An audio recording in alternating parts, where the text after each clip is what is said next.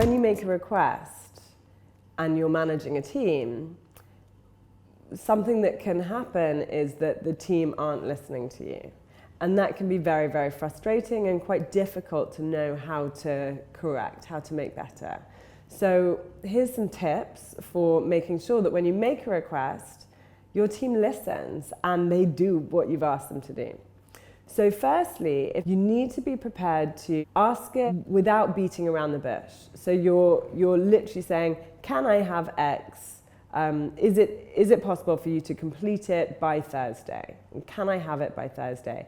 It's not, it would be really nice, I kind of need this, you know, I don't know what is going on in your agenda, but if you can fit it in, that would be really helpful. Like, none of that. And even the tone of that, it's just, it doesn't say, this is important, I need it now. Secondly, downward inflection. And we also call this vocal gravity, because that describes it easier. So what comes up must come down, which means that if you're making a request for something, you need to make it like a statement. And the psychology of that is, it's the expectation that it is done, it will be done, is within the request. So there's a confidence and a gravitas to that. So you literally, this is the difference between going, can you get it on my desk by Wednesday? And like, for me, sort of implicit in that way of speaking is, probably not, I'm not expecting you to, it's okay if you don't. Now, if you make any subtextual statement which says, here's a big get out clause, then a lot of people will take that get out clause. That's just human nature. So you need to get rid of all get out clauses and state it. Will you get this on my desk by Wednesday? Now, if you're the boss or you're managing them, then they're going to need to say yes unless they've got a reason. The next thing to do is check in and understand if there's anything getting in the way of them getting it onto your desk by Wednesday.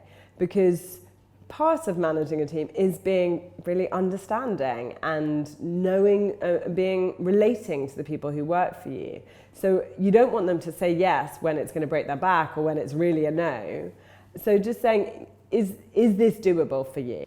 If there are no reasons why it is not possible, and that has been declared openly between you, I can do it, yes, I will do it, then you can really hold them to it. Which brings me to the next point. Get it down exactly when you are expecting this thing, right? So it's dated. So I am expecting it on my desk by Wednesday. Is that possible? Yes, great. And then you can hold them to it. If you really need to, you can follow up in an email so it's written. Finally, we go into body language. So again, your body language needs to echo this gravitas, this authority. If you're asking kind of like this and small or sort of hunched, it's not going to be as effective than if you're asking with open body language, open face, good eye contact, and being able to say with your body as well, I expect this, I would like this, is there a reason why you can't give this to me? So if you do all of those, likelihood is things are going to change quite significantly in terms of people listening and responding and actually doing what you've asked for.